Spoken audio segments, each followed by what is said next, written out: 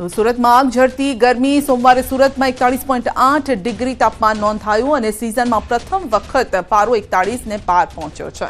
તો ગરમીથી રાહત મેળવવા લોકો ઠંડા પાણી અને પીણા પીતા જોવા પણ મળી રહ્યા છે। ધૂમધકતા તાપમાં કન્સ્ટ્રક્શન સાઇટ ખુલ્લી જોવા મળી। રેડ એલર્ટને લઈ સરકારી ગાઈડલાઇનનું ઉલ્લંઘન થતું જોવા મળ્યું છે। ઉનાળાની શરૂઆત થઈ ચૂકી છે ત્યારે 12 વાગ્યાની સાથે જ પારો 37 ડિગ્રીએ સુરતમાં પહોંચી જાય છે। તેવામાં આજે કહી શકાય કે સુરતમાં રેડ એલર્ટ જાહેર કરવામાં આવ્યું છે, જેને લઈને સરકાર દ્વારા 1 થી 4 દરમિયાન લોકોને બહાર ન નીકળવી અને કન્સ્ટ્રક્શન કાર્ડ પર કારીગરોને કામ ન કરવાની સૂચના આપવામાં આવી છે। માર્ગદર્શિકા જાહેર કરવામાં આવી છે, કારણ કે જે રીતે રેડ એલર્ટ છે, આ રેડ એલર્ટને લઈને ગરમીનો પારો હાઈ થતાં તમામ વ્યક્તિઓને ચામડી દર્દથી ગરમીનો અહેસાસ થાય છે, તેને લઈને ગરમ વાતાવરણને લઈને લોકોની તબિયત ના બગડે તેને લઈને આ જાહેર કરવામાં આવ્યું છે। પણ જાણે સુરતમાં નીતિ નિયમો જોવા મળતા નથી।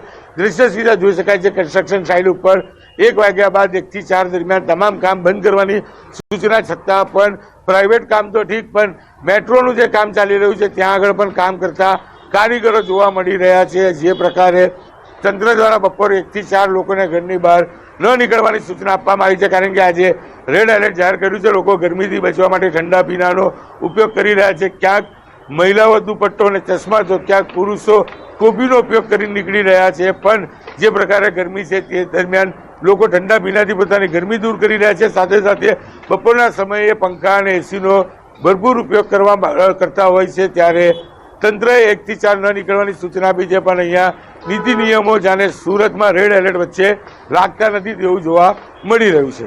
કીર્તેશ પટેલ, ન્યૂઝ 18 ગુજરાતી, સુરત।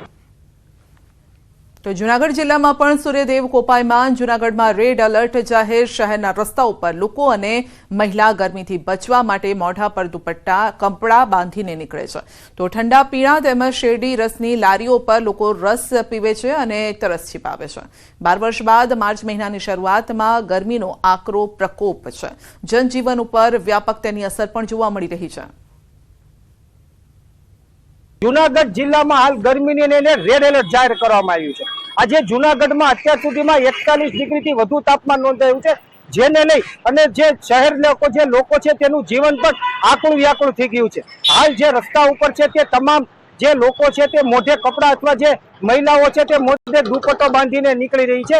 બીજી તરફ જોવા જાય તો 2013 પછી માર્ચની શરૂઆતમાં 2025માં આ પ્રથમ એવી ઘટના બની છે કે જ્યારે 2025ના માર્ચ મહિનાની શરૂઆતમાં આવી ગરમી પડી રહી છે। ત્યારે જૂનાગઢ જિલ્લાને રેડ એલર્ટ જાહેર કરતા રસ્તા ઉપર પણ લોકોની ઓછી ચહલપહલ જોવા મળી છે અને લોકો શેરડીનો રસ તેમજ ઠંડા પીણાથી અને ગરમી ઓછો કરવાને પ્રયાસ કરી રહ્યા છે।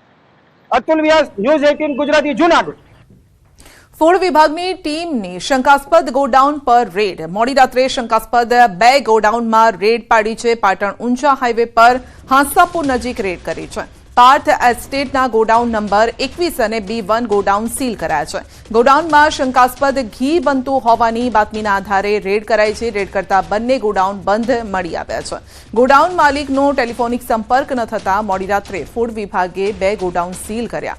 ગોડાઉનમાં ખરેખર શંકાસ્પદ ઘી છે કે પછી અન્ય ખાદ્ય વસ્તુ, તે ગોડાઉન ખોલ્યા પછી જ ખબર પડશે।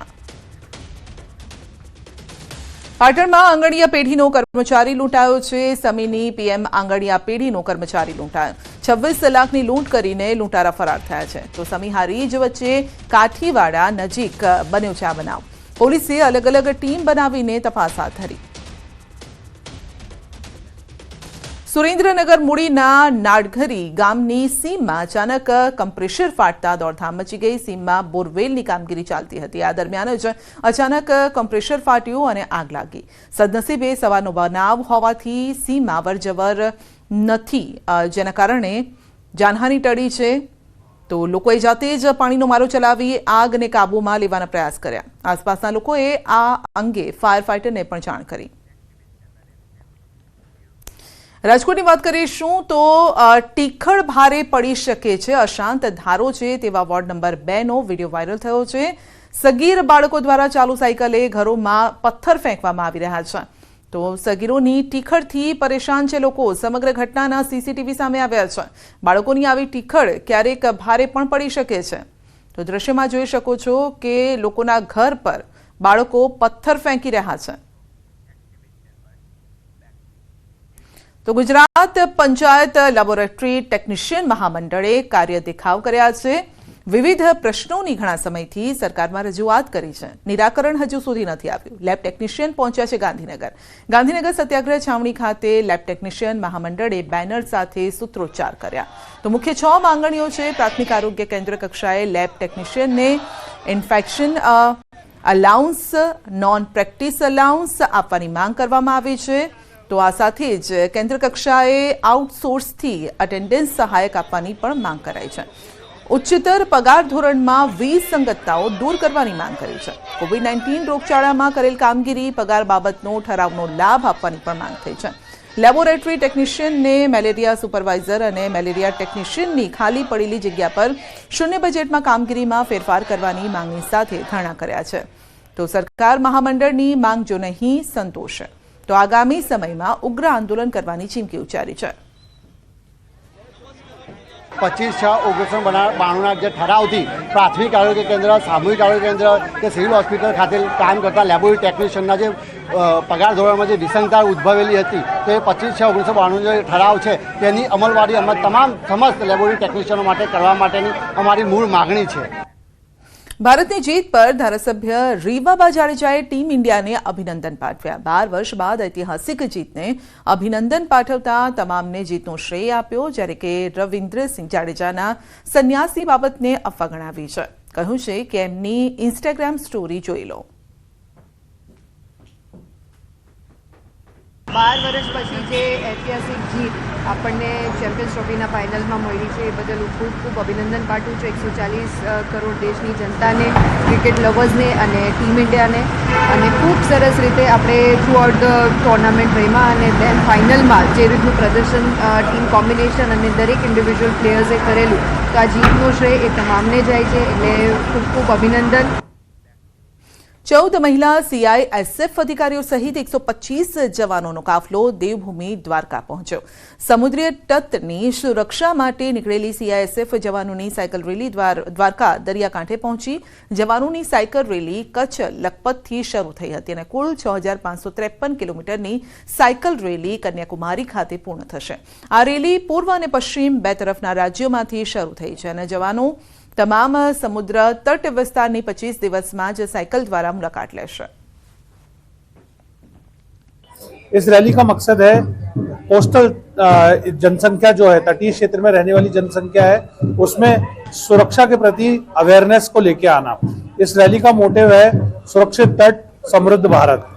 क्या क्या सुरक्षा के चैलेंजेस एक तटीय क्षेत्र में हो सकते हैं, इसके बारे में उनको अवगत कराना और किस तरीके के चैलेंजेस से वो ओवरकम कर सकते हैं ताकि हमारा देश जो है सुरक्षित रहे और समृद्ध बन सके।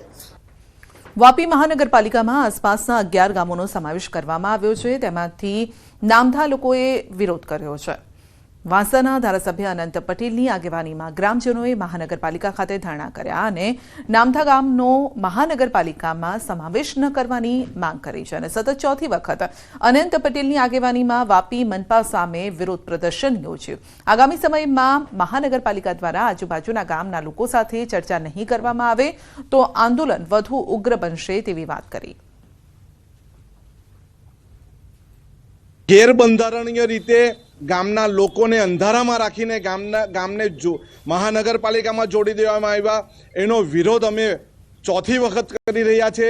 હજુ પણ જો અમને નહીં સાંભળે તો આવનારા દિવસમાં હજુ અમારો વિરોધ ઉગ્ર બનાવીશું। દાખલા તરીકે સુએઝ પ્લાન્ટનો વિકાસ કર્યો, શું થયું?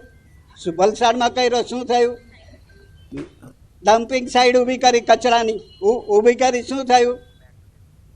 રાજકોટ જિલ્લાના જામકંડોરણા તાલુકાના ધોળીધાર ગામના લોકો આકરા પાણીએ જોવા મળ્યા। અનુસૂચિત જાતિ માટે મંજૂર કરવામાં આવેલ ડોક્ટર બાબાસાહેબ આંબેડકર ભવન ન બને તેવા પ્રયત્નો કરવામાં આવ્યા હોવાના આક્ષેપ કર્યા છે અને જેથી ગામના લોકોએ અનશન પર બેસવાની ચીમકી આપી છે અને પોલીસ મથકે અરજી આપી ફરિયાદ નોંધવા માંગ કરી।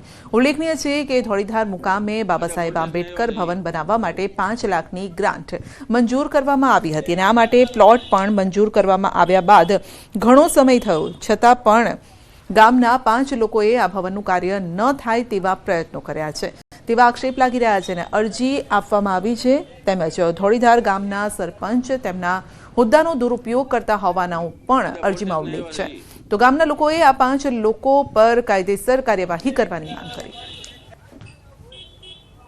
સ્વર્ગવાસી શ્રી વિઠ્ઠલભાઈ રાદડિયા જે અમને 7-8 નંબરનો પ્લોટ દઈને ગયા હતા તેની માથે 5 થી 6 જણા એવા કે જેને કબજો કરેલ છે, એની માથે રાધાકૃષ્ણનું મંદિર બનાવેલ છે, એના વિરુદ્ધ અમે આજ 6 મહિનાથી આ લડત કરી છીએ, પણ આ લડતમાં કોઈ પણ પ્રકારનો અમને કોઈ રિસ્પેક્ટ કે કોઈ જવાબ મળેલ નથી.